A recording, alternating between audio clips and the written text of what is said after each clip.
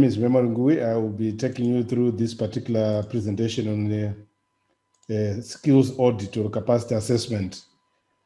Maybe before we go into detail, is there anyone who wants to try to define what actually is involved in a skills audit from your own experience? What have you done, or how have you done it before?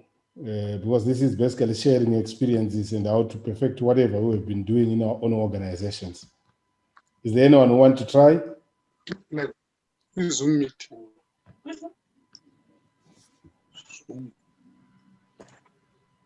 Anyone who want to try? Prosper. Hi, yes, member, how are you? Fine, how are you? Yeah, thanks. I want to say skills audit is like when you have a list of skills requirements per function.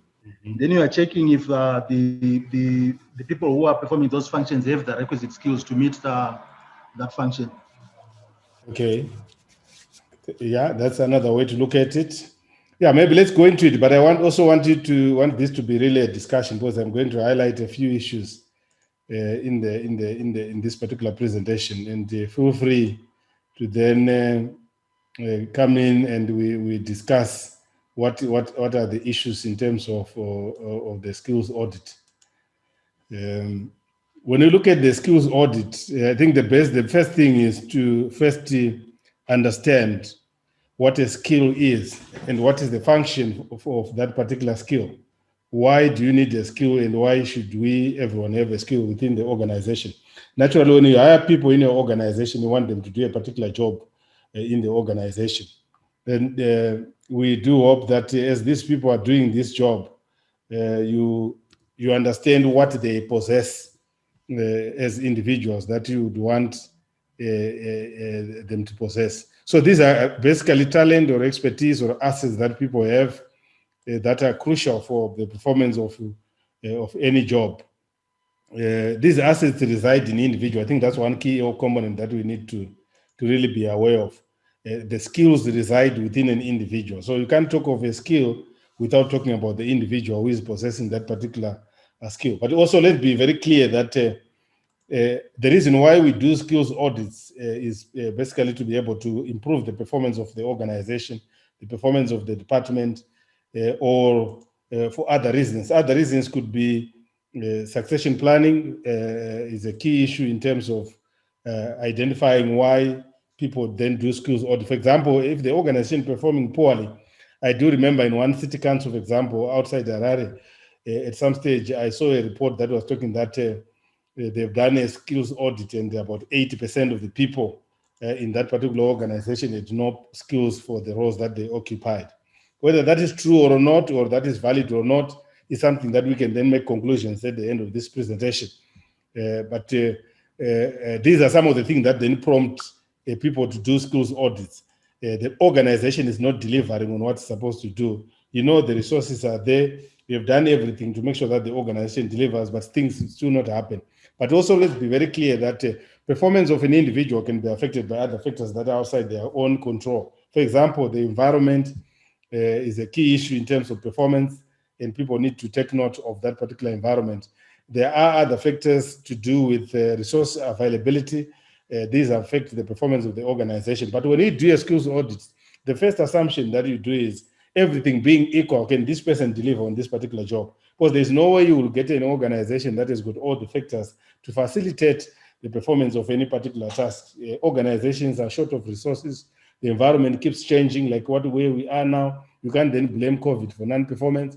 You can't blame the environment for non-performance. You still need to look at things that are within your control. In some cases, we have noticed that skills audits are prompted when an organization is not delivering, as I indicated, or also when you seem to have really people who have got the qualifications and the right experience, but still something is not coming. I also want maybe in the chat there, if you can indicate, have you ever hired people who have got the qualifications, probably more than what is required? We have got the requisite experience, probably more than what is required, but still don't deliver. Just put yes in the chat if you have encountered that kind of scenario. Just put yes in the chat room. Just put yes. I want to see. How many people have actually employed people who possess the qualification, who possess the right experience, even more, but still people don't deliver? If you can put yes in the chat room there, let's hear. I just want to see the extent of the problem. Put yes if you have hired people who seem to have everything that is required in terms of the job. These are the things that we normally look at when we are hiring: your experience, your experience, your qualification. They do have even more, but still you find performance is not coming. But they've got a glittering CV with all the things that you can imagine. But the still people don't deliver. So put a yes if you've been in such kind of a situation. Then we'll look at how we can address that as we go. I can see a number of comments are coming in so far. I can see we have, let me see how many comments I do have. There are many of them. Almost most people are indicating that there is that kind of situation. So as we go through a skills audit, we need to make sure that this issue is top on the agenda in terms of how we then address a situation like this. Then in some cases, you do go through a skills audit just to identify the talent that you require in the organization. Do you have the talent that you require now in the immediate term, in the long-term future of the organization? So you may actually have to go on an skills audit because you want to go evidence-based so that you have got the information with the proper evidence, not guessing, people guessing, or managers recommending people who probably are not suitable, which is another problem that I have found in organizations. People want someone to succeed someone, or they want to identify people for succession planning. They just say, manager, can you identify one or two people? Naturally, what tends to happen in such kind of a situation is that the manager will identify someone that they know, they will identify someone that they like. Just like what happens when you're interviewing people, people tend to then rate high people that look exactly like themselves, which is basically what we call cloning. People clone or bring people who exactly think like them, who are not going to oppose them. Then also, you can actually use a skills audit, for you to be able to identify training needs. Probably the way I'm going to talk to you about is probably the best way to identify whether there are training gaps or not. I do know that others use performance assessments to identify training skills, but there are other methods of identifying whether someone has got the skill or not. So it's very crucial for you to understand. There are the many other reasons why you can embark on a skills audit. You probably have done it, whether it has given you value or not, I wouldn't know. But these are some of the reasons that I find people to look at when they're looking at the skills audit in a particular organization. But the first thing that you need to know before you even embark on a skills audit, the technical part of the skills audit, is that jobs do vary in the level of complexity. Okay, so jobs have got some level of complexity, and it's well documented in the research, well documented in theory in terms of understanding. That's why probably you have different grades from A to D to F if you are using the Patterson. But sometimes your grading system does not really reflect the level of complexity. It could just be reflecting the value that you're placing on a particular job, not necessarily the level of complexity in that particular job. So the approach that we use in skills audit or capacity assessment is to understand, are jobs different in terms of complexity? Yes, jobs are different in terms of the level of complexity that they have. An engineer's job is more complex than an artisan's job. So you can easily see a hierarchy of complexity there. So when you talk about skills audit, we are looking at the hierarchy of complexity of work and the ability of us to put the right people in those levels of work. A chief finance officer's role is more complex than that of an accounts clerk. It's a given. So in order for us to assess staff capacity, you need to have the various levels of work complexity outlined very clearly for you to be able to assess whether people have got the capacity to do the job or not. So this is key. You must understand it, that jobs do vary in the level of complexity. So all jobs can actually be put in the form of a stratum. These are levels. The work in each layer or in each stratum is actually qualitatively different from the layer below it or above it. They are not the same. So you do have that kind of level of complexity. These are the levels of work complexity according to Elliot Jacquet. This is a French guy. He has done a lot of work. His books are very difficult to get. Even on Amazon, you find that not in stock, but he's a very good guy in terms of understanding employee capacity and also restructuring in general in terms of how you then restructure your organization. So you need to understand this. So these are the levels of work complexity. In brief, these levels of, can we mute ourselves for those that are unmuted so that we don't disturb other people? Okay, so these are the levels of work complexity. Just a brief, I'll go into detail about these things. In brief, your lower level, your level 1 is basically your lowest level in the organization. But if you then go into detail about the level of work complexity, most of the organizations don't go beyond level 6 in terms of work complexity. When you go to level 7 and 8, you are really looking at massive, massive jobs. Someone leading probably a country, someone leading a global organization will likely be handling some kind of level of work complexity that is level 4. So Jacques has got did come up with these 8 levels of work, which you can also read on your own. But most organizations don't go beyond level 6, especially in Africa. We don't normally have a global organization that will go beyond a level 7. So it's important for us to have that kind of understanding, but I will explain as we go. So how do we know that someone is in this particular level of work complexity, level 1 or level 2? The easiest way, without going into the complex detail of actually understanding what level this particular role is, we use what is called time span of discretion, which is the length of the longest task a person is working on, or longest task that a person is working. If you go on a cleaner, you'll find that the longest task that they're working on is probably hours or minutes. But if you go up there to a director, you'll find that they're probably looking at projects that are going into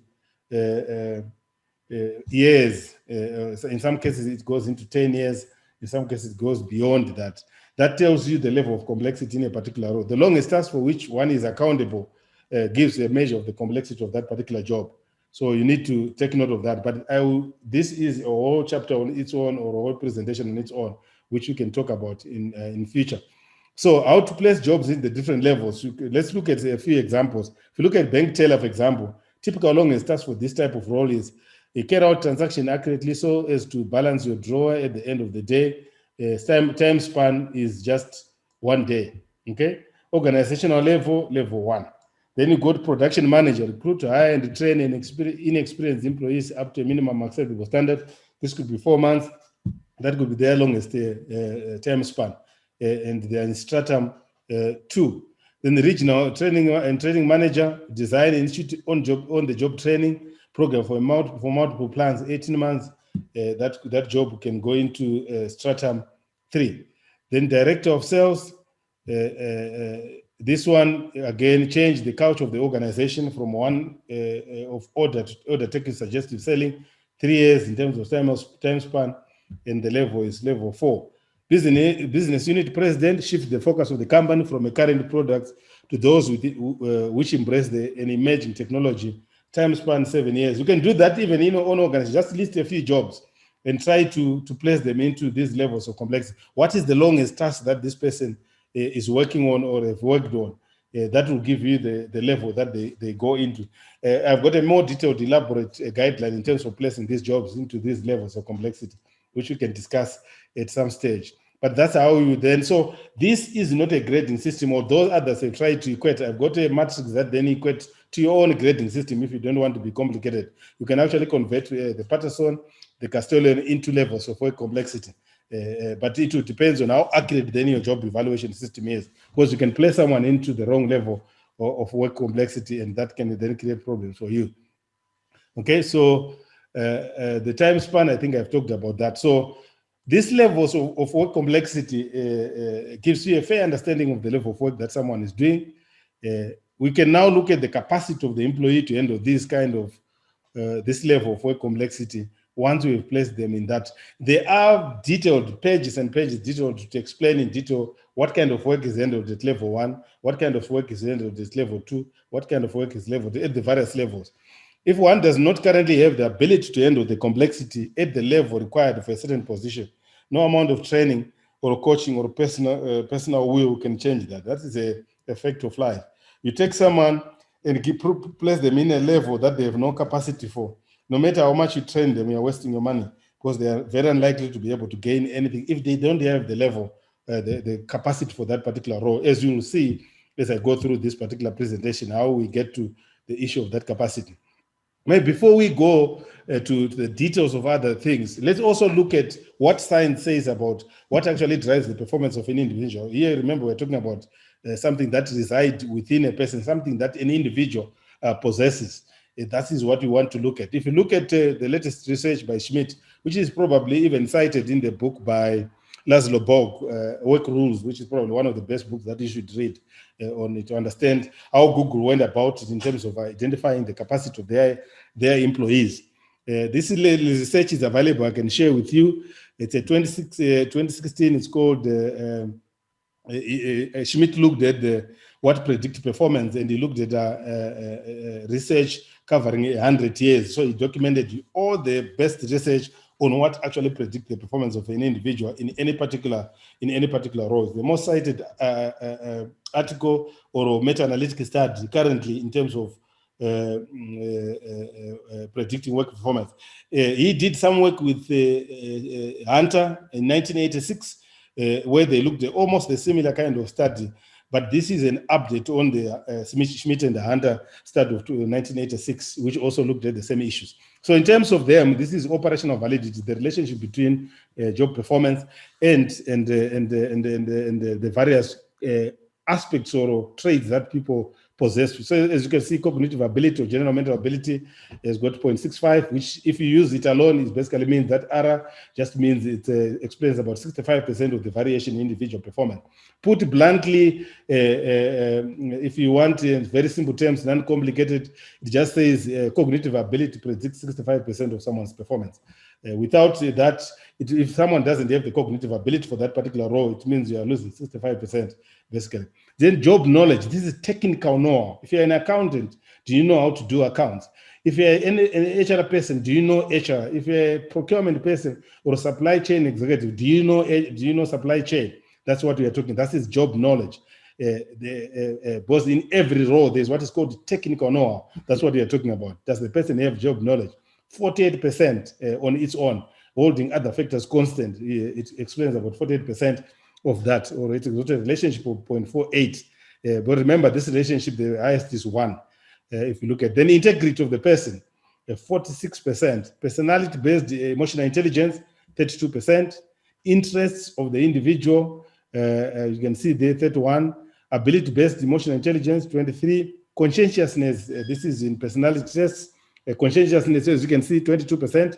That conscientiousness is found in personality traits. When you look at your reports, especially after assessments, just look at conscientiousness. It's a big predictor. There is actually latest research that is actually showing even higher percentages for conscientiousness.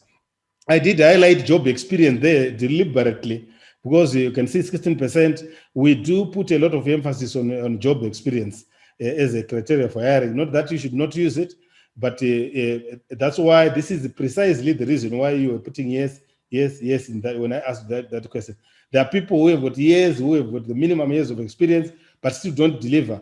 It's because years of experience add very little to actual job performance. As you can see, 16% compared to cognitive ability, 65%, or job knowledge at 48%. So that's why it's like that. Emotional stability, 12% or 0.1 if on its own. Then years of education, only 10%. If you look at years of education, it's only that percent, 0.1. That's what you find with years of education. So it doesn't necessarily follow that if someone has been in school for many years, they are going to perform better than someone else who is probably has been in school for less years. Let's take a typical example that we normally find in our work situation, which is sometimes we find that we do put, for example, we are hiring a marketing manager, then say MBA is an added advantage. You start questioning that, is it really an added advantage given what research says in terms of that particular education? If you find it useful, it's okay, you can proceed. But also you'll find that if you go against science, sometimes you waste a lot of resources trying to fight against science because you're trying to protect probably your own ego or your own experience, because there are biases in all these issues. But years of education, you can see, it doesn't necessarily mean 10% is huge. It's not small, but it's not as high as job knowledge. someone who actually possesses job knowledge. That's why years of education is different from job knowledge, because someone can go to school, spend years of education, many years trying to study and studying, but still come out very blank in terms of job knowledge. Extraversion is a personality trait, 9%. Agreeableness, 8%.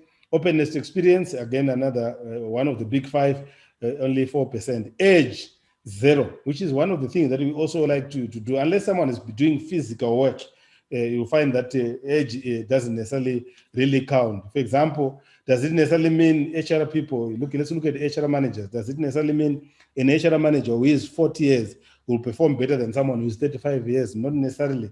That's why you find that 0 there. So this should be the core in terms of then going to assess whether someone has got the capacity or not, because this is what science says. Are you assessing these kind of things when you are actually doing your skills audit, the job knowledge, general mental ability, personality issues, which include emotional stability? Those are the issues that you must then assess.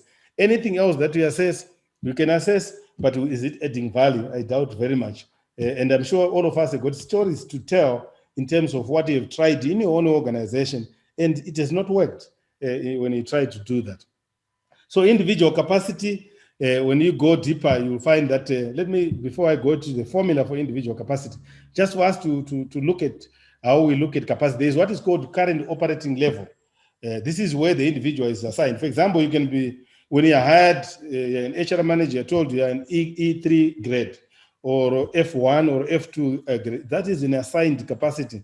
That is an assigned operational role. It doesn't necessarily mean the person that you're assigning to that grade has got the capacity for that particular role. It doesn't follow. So this is an assigned capacity, and it is a problem, and you'll see why this assigned capacity is a problem. Then there's what is called current actual capability. What is the individual's capacity to perform effectively in the current operating level? Here is an accountant, they're in level 2 or in level 2.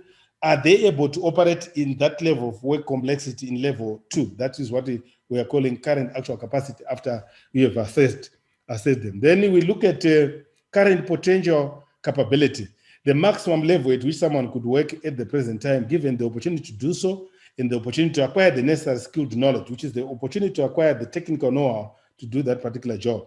This level of work is the level that people aspire to have and feel satisfied. We know all of us will have limitations in terms of where we can go, how far we can go based on our own capacity. When people have worked at their CPC, when people work at their CP, they feel they have an opportunity to express themselves, they are happy, they are giving everything that they can. People grow or shrink their roles and tasks with the current level of work in which they are most comfortable with. For example, we looked at all those levels. If you take someone who is in level 2 and put them in a job that is in level 3 or 4, they will bring that role down to level 2 because that's where they are more comfortable. So you may find that this person is supposed to be operating at this level, but look at what they are doing. They are not adding value. This is where you start observing shortcomings, because the person is bringing down that level to a very lower level, which is beyond, below what is their assigned capacity or assigned role. Then future potential, capability, the maximum level at which a person will be capable of working at some time in the future, say 5-10 years, maximum at which a person will be capable of working given all the developmental aspects that you can think of. Okay, so if you are more mathematical, this is the formula for calculating individual capacity, which is basically encompassing the skills that we are talking about. Cognitive power, which we've already talked about, the knowledge that the person has, which is the technical knowledge, which is this HR manager capable of performing at this particular level, given their technical know-how. And don't assume everyone has got technical know-how simply because they've acquired a qualification. That's not true. There are people who are holding qualification with 0 technical know-how because they went there, they did whatever they needed to do to pass and get through the certification process, and they are certified. And they will apply for jobs in your organization because they are certified. They will have the necessary experience because they've stayed long enough in a particular role to be able to gain that kind of experience, which may be 0 experience. So these are issues that you need to take into consideration. The skills, basically looking at the competencies or the assets that they have in order to convert the cognitive power and the knowledge into something useful. Then the values, we are talking about the motivation. Sometimes a person can have the cognitive power, the knowledge, the skills, but if they are not motivated, sometimes they don't deliver at all. Okay? But unfortunately, with motivation, it fluctuates more Then wisdom, it relates to the personality. Does the person have any personality defects? I'm sure you're aware there are people who are very good in terms of their technical know-how, their cognitive power is superior, but they've got personality problems, which then affect how they deliver on the job. All these issues need to be assessed. Then the other is in relation to the job. If you want to read more about this particular working capacity, you must read Elliot Jaquet's work, 1987. Very solid, well-researched work. Unfortunately, you may have to go to research where you look at others who have cited their work. But I do have a lot of literature on them. Very difficult to find this kind of literature for them. So cognitive power, I think we've already largely talked about that cognitive power. Okay, so when you look at Rowe's 1990 architecture of competencies or a competence model, which we normally use, like I think Prosper said at the beginning when you're assessing performance, you can see this kind of pyramid. The base for that pyramid is your personality traits and your abilities. If these are solid, you are likely be able to acquire the knowledge, you're likely able to acquire the skills, you're likely able to acquire the attitudes to be able to function in a particular role. So I want you to understand this particular role. So when you look at that, this will enable scholastic learning, which is basically academic learning. This will enable practical learning, where you actually expose the job to acquire the necessary technical know-how whilst you're on the job. All this is enabled because of the abilities that we have, the personalities that we have, that will build the knowledge, that will build the skills, that will build the attitudes, which are the things that I talked about at the top there.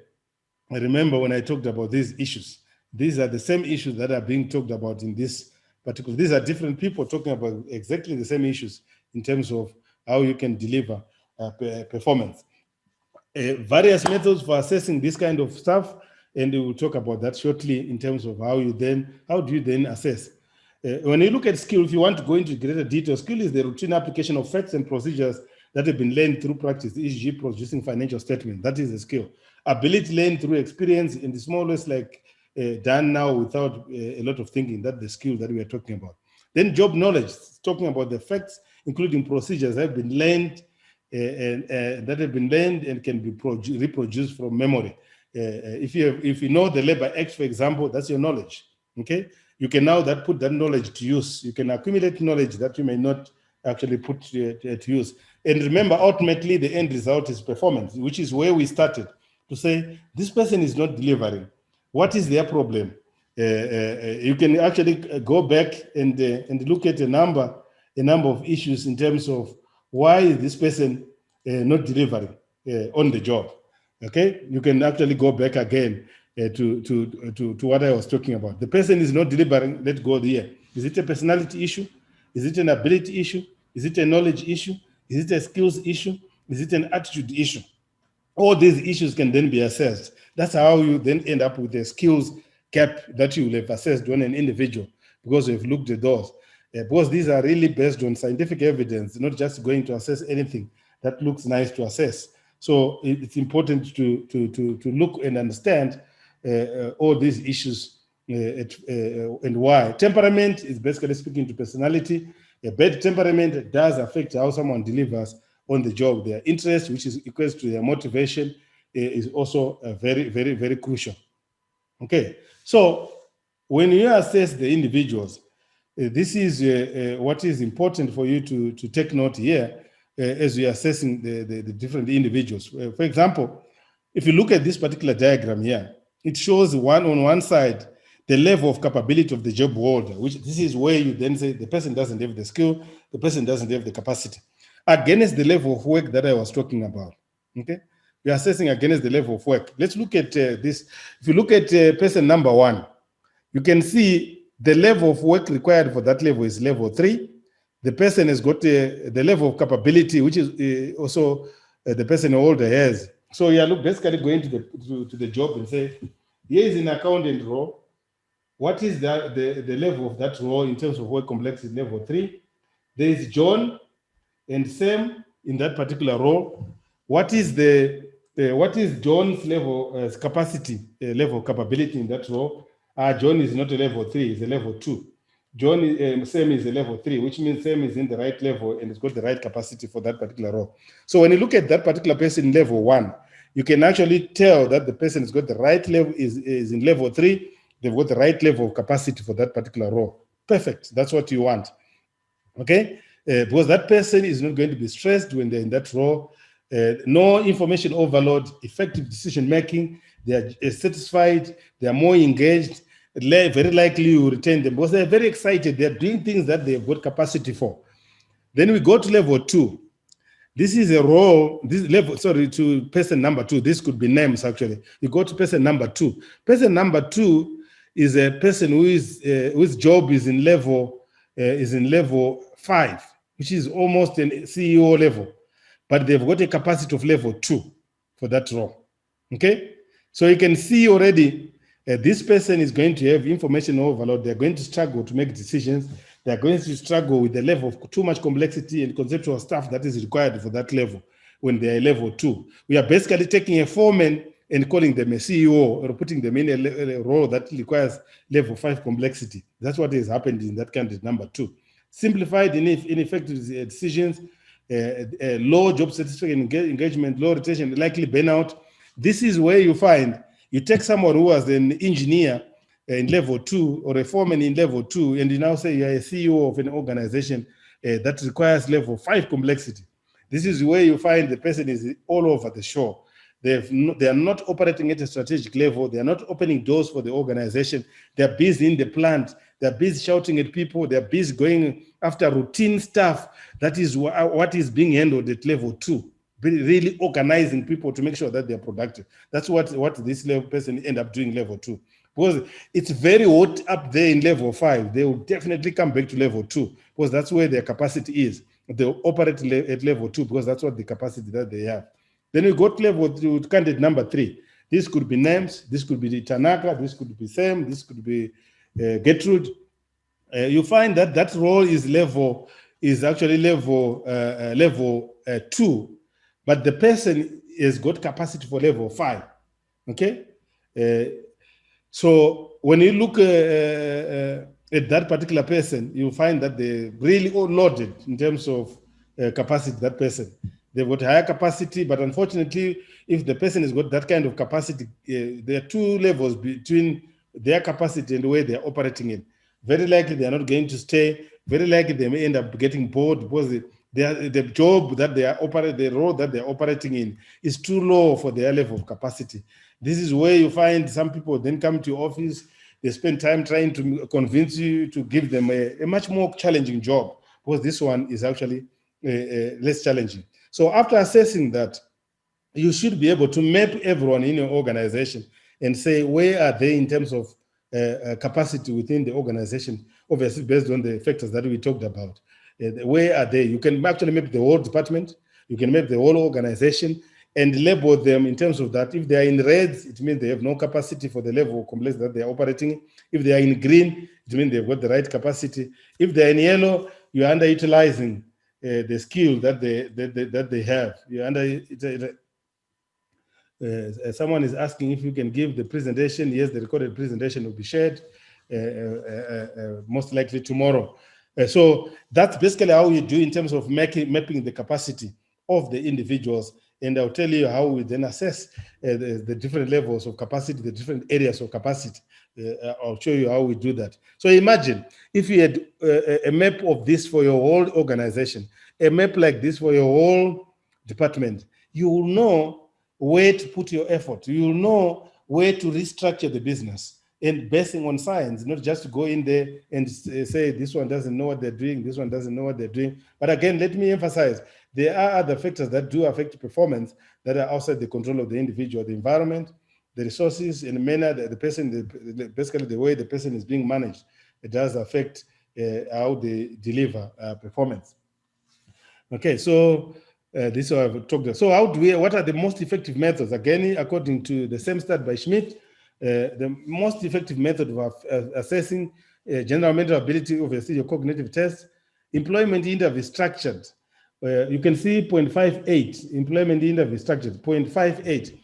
That most of the interviews that you find in practice are not actually structured interview they've got very low reliability. Once your reliability is low, your operational validity is then affected with low reliability. So that's why if you look at the study, an article by Adam Grant, he actually talks about validity of about 0.08, which is about 8% for interviews.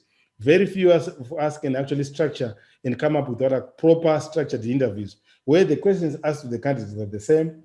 No other question is asked to the candidates unless it's a part of it's a follow-up question. The response mechanism is the same. You agree the responses to the questions in advance, and every interviewer has got the same responses, and you are marking the person on the same responses. This rarely happens. So people end up just choosing how to answer or how to mark these people. Sometimes personal biases and all the other things then come in. So the proviso on that particular interview, structured interview, is that you are using proper structured interviews, which I have rarely seen in this country anyway. Then peer ratings, which is almost like a 360 degrees assessment. Look at this predictive power, 49% if used a lot. People do know how people are performing if they know what if they are familiar with the work or what people are doing. So 360 degree assessment is a very effective assessment tools. Then job knowledge tests, 48%. Integrity tests, 46%. Behavioral consistent methods, this is where you are assessing. It's almost like your 360 degree assessment, but you're looking at behavioral items. Because your 360 or peer ratings can also look at technical know-how of the individual.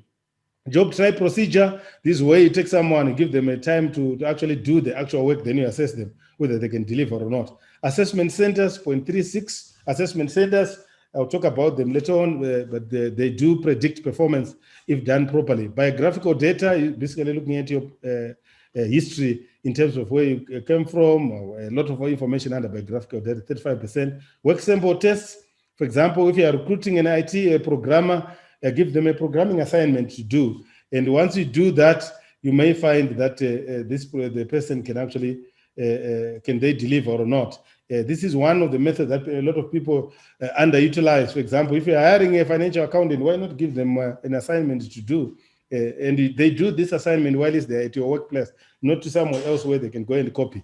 Personality-based emotional intelligence, 32%. Interest inventories, that's the wrong spelling. Interest inventories there, 31%. Then you got reference checks, 26%. Situational judgment test, especially looking at behavioral issues, 26%. Ability-based emotional intelligence, 23%. Conscientiousness, again, 22%. Job experience, if you are looking at job experience as an assessment, again, we talked about this, it will give you 16%. Emotional stability, years of education, all this. Graphology, you're basically looking at your handwriting, isn't it? 0.2%. Please don't use that. It's useless, as you can see there. It's at the bottom. So these are all methods that you can use to assess, to do your skills audit. You may not use all of them, but you make sure you use some of them on the basis of their operational validity, which is on the basis of their predictive power to predict whether someone will deliver on the job or not. These are available. You can structure this on your own. For example, if you are doing a skills audit, we may want to interview all the people that we are assessing to see whether they've got what it takes or not. Okay, there are certain things that you won't be able to assess through an interview, like your cognitive ability and personality. But technical know-how, you can to some extent, and competencies, technical know-how, competencies, you can actually use this proper structured interview, well structured interviews to actually assess whether someone has got the capacity for the role or not. Okay, very crucial to understand. So in terms of the actual results, how will the results look like after the assessment, depending on how deep you go? Sometimes you may, based on the contribution to actual performance, you may decide to use a few. They will still tell you whether the person has got the capacity for a role or not. So you can use that color coding: high capacity, moderate capacity, yellow, limited capacity is a red. So summary capacity assessment key.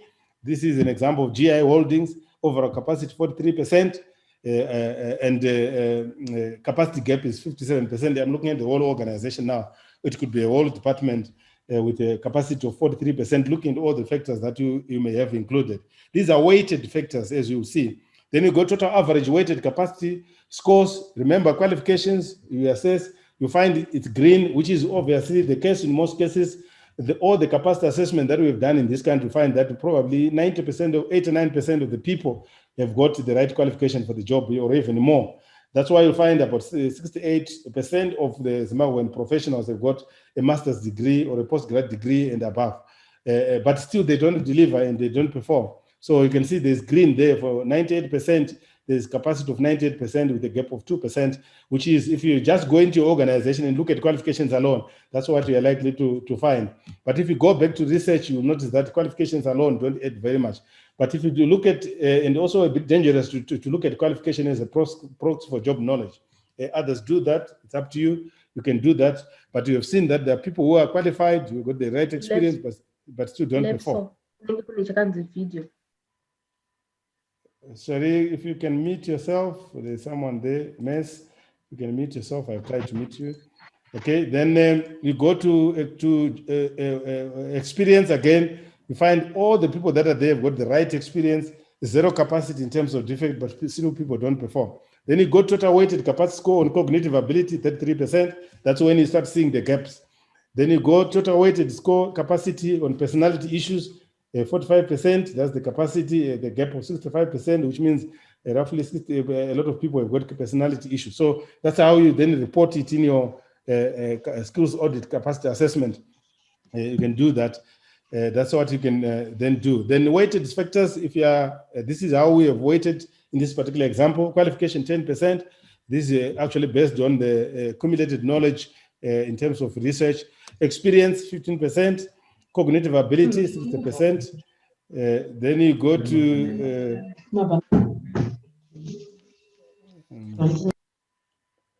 then you go to cognitive ability 60%, personality 15%. You can this is very crucial in terms of, so there are various ways of doing it. If you have got a method of assessing the technical know of the person, the weighting can change depending on what you're assessing. So in some cases, someone wants a quick assessment, which can be done very quickly. You can do that. Qualification assessment, experience assessment, cognitive ability, and personality can be done very quickly. But if you are going to go the assessment center route, where you are going to go deeper into competencies, where you are going to go deeper into technical know-how, you need other methods to do that. And I'll briefly talk about them. So capacity scores by department, this is how you present them. This is a weight in terms of the way that you finance. You can see overall there are issues there, 46% capacity, banking, 47% capacity, HR, 60%, business development itself, 38%, IT, 72%. And in most cases, when you have done it properly, it's reflective of the actual performance on the ground. When you've done it properly, it's actually reflective of the actual performance on the ground in your own organization. So we can do various permutations with you. For example, if it depends on how you want it done, but you can decide, I want this and this assessed, but also be careful, base it on the research. If you focus on things that are got lower weight in terms of predictive power, you will still have a useless report coming out of your organization. Okay, so stage number 2, if you want to go deeper, to do this also, it means more cost, more complicated for you, but everything can be done. Competence assessment, I do know, same is here. You have used these competence assessment through assessment centers. I know you've done this very well. Define the required competence for each job. Use subject matter experts for competence profiling. You can do that. Develop a competence model covering organization-wide competencies. What do we require from every employee within the organization in terms of competence? For example, business acumen could be an organization-wide competence. Whether you're an accountant, you're in HR, you're in procurement, that will be assessed on you. Then you go to functional or mandatory competence. For example, if you go to HR, you may need someone with empathy. You may need someone with very good interpersonal skills. That's a specific company functional competence. Then role-specific competencies are also there. Role-specific competencies, depending if you're in HR and you're in HR analytics, the role-specific competence that you require in that role are different from someone probably in industrial relations. So that particular stage 2 need to be done properly because it's a whole process on its own. It takes a lot of time to be able to come up with a proper competence model that covers mandatory competencies, that covers functional mandatory competencies, that covers mandatory role-specific competencies. Once that has been done, you can then go use the assessment center route, especially for assessing competencies. The assessment center route will help you a lot in terms of assessing competencies. You can use your role plays in assessing the competence in basket, leaders group discussion, presentation. And all these will be assessing the same competencies, then you average to get the true picture. Someone who, for example, communication skills, if you are assessing communication, let's maybe not communication, let's look at business acumen. In the role play, if it doesn't come out, it's very likely to come out in the in basket. It's very likely to may come up in the leaders group discussion and presentation. So if you're assessing you through these three, we're trying to reassess and validate whether someone has got a particular competence through all these exercises. In some cases, you may not have all the time.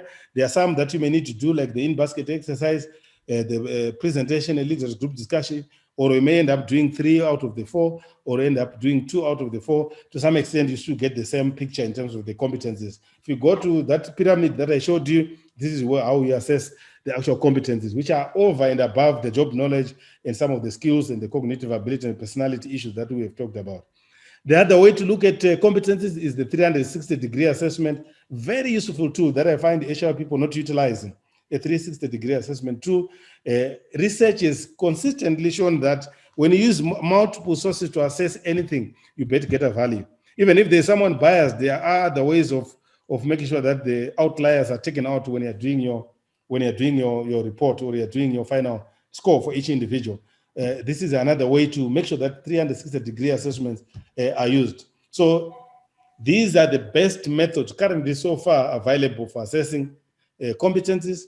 This is where you're looking at communication, interpersonal skills, business acumen, commercial acumen. All those can be easily assessed using these assessments. The assessment center in the role plays. If you go into developed countries, assessment centers are big. In South Africa, assessment centers are big. 360-degree assessment, these are big tools that are very useful. If you go back to, let me just go back briefly to the methods, these ones. Assessment centers will come under 36%. Peer ratings, 49%, or 4.9% if you want to look at the correlation, 4.9% contribution to in terms of effectiveness when assessing whether someone has got a certain skill or not. Why are we not using it? I don't know. Maybe it's just people lack the knowledge and the technical know-how to be able to deploy these kind of tools. I would encourage you to start deploying some of these tools when you are doing your assessment. So if I were to go back to this, I would then add overall competence assessment. I would then add overall technical know-how in this particular kind of assessment and get an overall capacity assessment with different weights for those particular items. But also remember, if you come here, if you come back here, with the right cognitive power, which we looked at, let me go here, with the right cognitive power, you are very likely that even if you don't then assess the other ones, you'll still be able to assess to note whether someone has got the capacity for the role or not. Very easy to do that. Okay. Stage 3, assessing technical know-how. You can use qualification as a proxy, but not very useful. Actual knowledge tests. Others use actual knowledge tests, where if you're a programmer, you give them a programming test. If you're an accountant, you give them a programming accountant. Very taxing. If you go that route, you would need to budget a lot of time and money to be able to do that. Look at the performance record of the individual. A lot of misleading, because if you look at even your own performance record, most of them actually don't reflect the true performance of the individual. Either you've overrated the person or you've underrated the person in terms of their true ability. That's what I'm seeing on the ground in terms of performance records. Performance assessments are not being done to the right standard. And HR people, this is a call and a challenge for all of us to make sure that we revamp and re-strategize to make sure that people are accounted for in terms of how they are giving value to the organization. We need to make sure that is done. Sometimes you can use subject matter experts to interview the people or to assess records of these people that are in your organization. After you've done all that, you could either go through this kind of 9-box diagram where you're now looking at potential of the individual. Potential is mainly as per the assessment that I've already outlined. If you've got the proper performance records that are proper, you can then look at performance and categorize and put your people in there. Your future leaders will be people who are very high on performance and also very high on potential or very high on capacity. So you can basically place every name in that particular box and be able to then say, what do we do from here? As we are assessing these people, let me go back to one of the the pyramid. If someone has got personality problems, it's very likely you will solve it. There's no way to solve it as far as I know. If they've got cognitive ability problems, there's no way to solve it because that is largely hereditary, and those two are largely hereditary. The rest of the other stuff you can try. But if someone has got no cognitive power, they may find it difficult to acquire knowledge. If you go back to Schmidt's study of 2006, you also notice that there is a full section where he's looking at all these factors in relation to ability to accumulate knowledge, basically benefiting from training interventions. And you find the same results there. If someone has no cognitive capacity, it's very likely that they will be able to learn anything meaningful for very high, sophisticated, complex kind of role. Yeah, I think I've done justice to this for now. Roughly, I've taken 15 minutes. I will take questions now. I'll open the floor for people to ask questions. Please unmute yourself and shoot if you've got any question that you want to ask.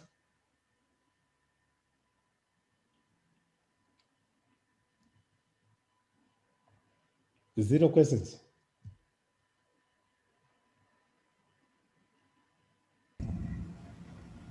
Brian, yes, you can go ahead. Thank you very much, Mr. Nguwi. I think it was a good presentation. Mine is not a question, it's just a comment that it's been a very good presentation, quite enlightening. I've been following it from the time you started. I must just say thank you very much. It's quite enlightening. Thank you, Brian. Prosper? Hi, Memory. I wanted to find out how you'd handle a performance assessment in a situation where, for instance, you have one person who performs well under one manager, and then when the manager changes, the performance of that person goes down. Who is the best performer here? Is it the manager managing that person or the person himself? At face value, without obviously looking at the records and everything, at face value, what it basically means is that the manager is the one that is affecting the performance of the individual. Because if they can perform under someone else, then when they are given to a different manager, they don't perform. It could be the leadership style of that particular person, which is then affecting their performance. But you may need to go deeper than that, to actually go and interview the person and find out why their performance varies depending on the person that is managing them. That would be the best option, I think, for me, without rushing to make a judgment on whether it's the manager or not. Okay. Yeah, thank you. It's Godwin. Godwin, proceed. Yes, how are you, Godwin? No, I'm fine. How are you? Okay. Good. Quite clearly, the assessment of the general mental ability is a psychological assessment. Not everybody can just wake up and do that sort of assessment. You will have to engage competent people who are trained to be able to make those assessments. But out of interest, do you have a software or an app that can do just a simple assessment, let's say for entry-level jobs or for even just graduate trainee kind of thing? Is there like a simple app or a simple assessment you can do without having to get a registered psychologist to do a sort of an cognitive ability test? Okay. Yeah, the unfortunate part is the regulations are very strict, not only here. The moment you start assessing someone's mental ability, you would need someone qualified.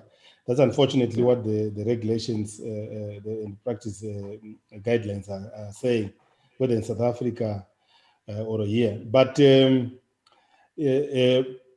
if you were to invest a lot of money into proper structured interviews, you can actually do that. You can actually assess, without necessarily assessing the mental ability of the individual, you will be able to assess whether the person has got the capacity or not. Remember, the contribution of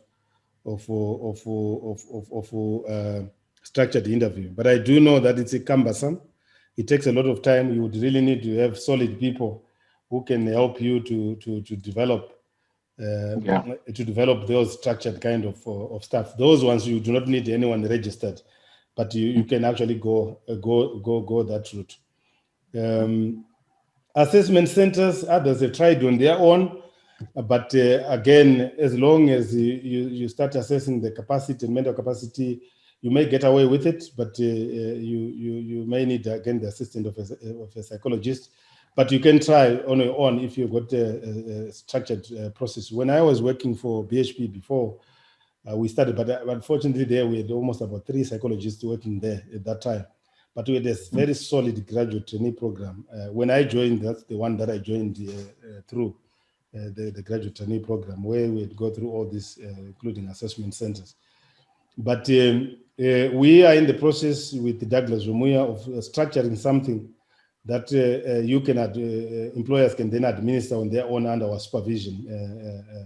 You don't necessarily have to interpret, you just interpret on your behalf, but very simple, takes very little time.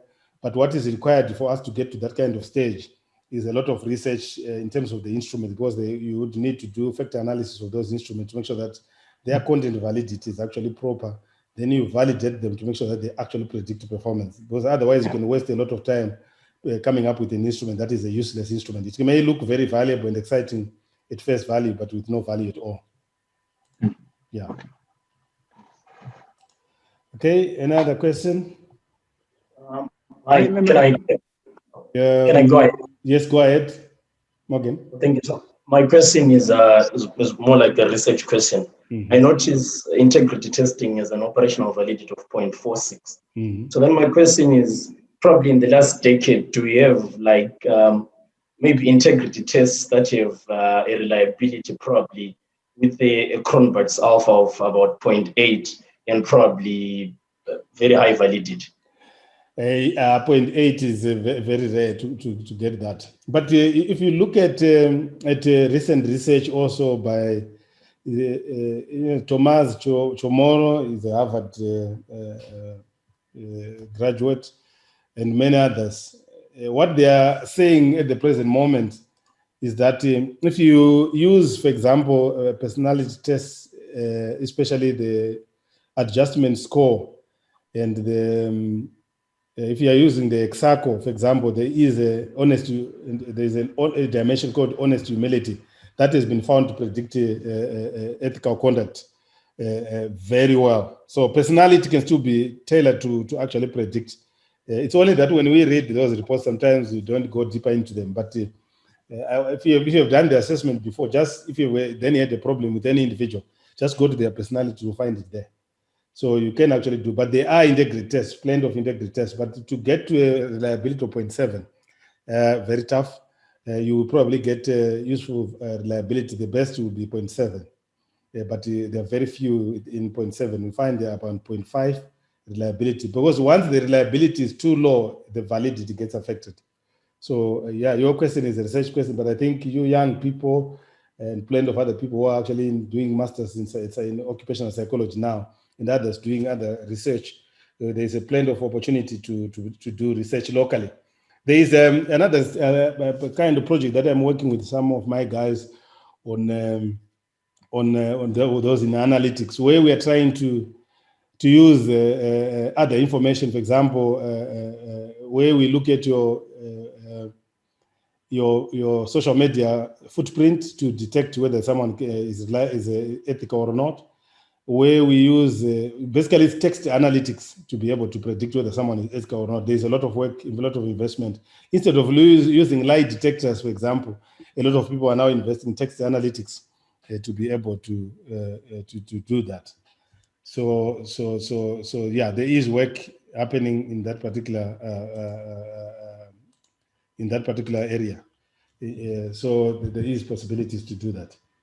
But so far, if HR people were willing to volunteer and have studies done in their organization, there are plenty of people who are actually willing, but not only local, but also international researchers who are actually available to do this kind of research. I know an international organization that contacted me a few days ago, and my friend and my colleague Douglas, they want to validate their whole selection process, the way they're actually looking at the data that they've collected on all their employees, and whether that data is actually predicting performance. And this is an international, one of the top international organizations, and they want me to be part of their multidisciplinary team to look at that particular kind of study. And how many of us, for example, have got interview record sheets that they have looked at and put in one column, and put the performance records in one column, and did a simple correlation to see whether the ratings that they gave at the interview stage actually related to the performance ratings that you are actually giving to the individual. Very simple validation study that you can do. But if you have got to those records, there are people willing to help you, even in some cases for free, to validate whether your recruitment process is actually reliable and valid. Okay. Hello, Mary. Yes, yes, Carol. Yeah, I think mostly we are focusing on optimization of our processes. Hence, you find our emphasis really is on working with what we currently have within our current environmental organizations, which then speaks of our individual capabilities, where you were talking about the cognitive abilities. I think it's an interesting read or an interesting research area again. I'm trying to work on something, I think, for my studies based on that as well. Okay, good. Where we're saying, rather than focusing mainly on optimization, which is quite limiting, because we basically are working with what we have within our organization. Why not talk about breaking inertia, which is organization A, as an example, is doing well in terms of their financials this year. They've done profit margins of a certain percentage. They're quite comfortable. Their shareholders are happy with that. But is that enough? Can they not do more than that? I think that's where the emphasis on the skills matrix, skills identification. I think that's where I would really hope our HR direction would go. Yeah, and also over and above that, if I think if you were to be honest, there are 47 people in this particular presentation. If you were really to be honest, you do know, even as we speak now, the so and so have no capacity. This one, at face value, you can actually tell this one have no capacity because they are not delivering, or the way they are conducting themselves, it doesn't really seem to indicate that they have got capacity. But you can't put your hand on it. So sometimes, because the challenge that we do have is for us as HR people to ignore scientific evidence. Well, that is the route everyone is going. But it doesn't also necessarily mean you have to take scientific evidence who can think. You may actually require to validate that in your own organization. Is it working in our own organization? Is it giving us value in our own organization if we were to go this particular route? But my own experience is I've done quite a few for international organizations now. That's the route that they're taking. But sometimes when you're recruiting, you make errors.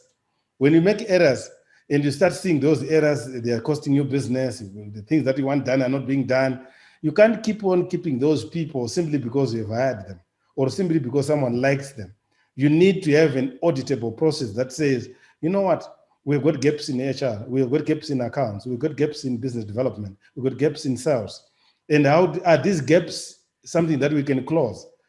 Just go, I've had an opportunity, for example, to bid with other very international consulting firms. And with this discussion, Douglas Omuya was there, where everyone is agreed. And if for those that have read Laszlo Bog's book, Work Rules, he talks about the 1986 study, which is the backbone of what Google used in terms of assessing capacity in their own organization. Now there's the latest research, 2016. It is already being incorporated into books. So you must get to a stage where you say, what do I want as an HR person? These are the areas where you can then go and add real solid value to the organization. Real solid value. You can't go wrong. You can't assess someone with this amount of detail and depth, and then you say someone has no capacity when they've got the capacity. No, it's very unlikely for you to be able to do that. Yes, you may get a situation where someone has got, you do the assessment, you find someone has got the capacity, but the performance is not coming. Then you look at the environment. Is the person being managed properly? Are the resources there? What are the things could be there? Is it a motivational issue? But remember, motivational is more transitory. I can be motivated today, tomorrow I'm not motivated. So those are the issues that we may need to go to as HR. And my prayer is that all of us start going evidence-based. I know it's a hard process to leave whatever we were using to then go and say, what does the evidence say? For example, there are a lot of fads that we actually do as HR people that have no value at all if you go to scientific. Even if you Google and just say, Google whatever you want and just say meta-analytic studies, just look at one meta-analytic study. You may find it's a useless exercise that people do. Just the example that I was giving you, all of us in our adverts, blindly or openly, although it's illegal, we still put age. We want an HR manager, you say, you know what, I want a young and energetic person. Yes, energy, if you want energy and vibrance, yes, maybe. But for example, if I take, for example, someone who is 30 and someone who is 45, and say, is there any difference in terms of energy? There's no difference. It's very likely you are peeping into their personality. There's some people who are extroverted, there's some people who are introverted. Extroversion is associated with energy, but it doesn't necessarily mean the person is competent. Introversion is associated with low energy or more inward focus. It doesn't necessarily mean the person is incompetent. So those are some of the issues that you may want to look at. But my call is, let's go evidence-based. Let's start giving that value that the shareholder and others are doing. We are very far behind when I look globally in terms of what others are doing in terms of evidence-based management. Any other question or contribution?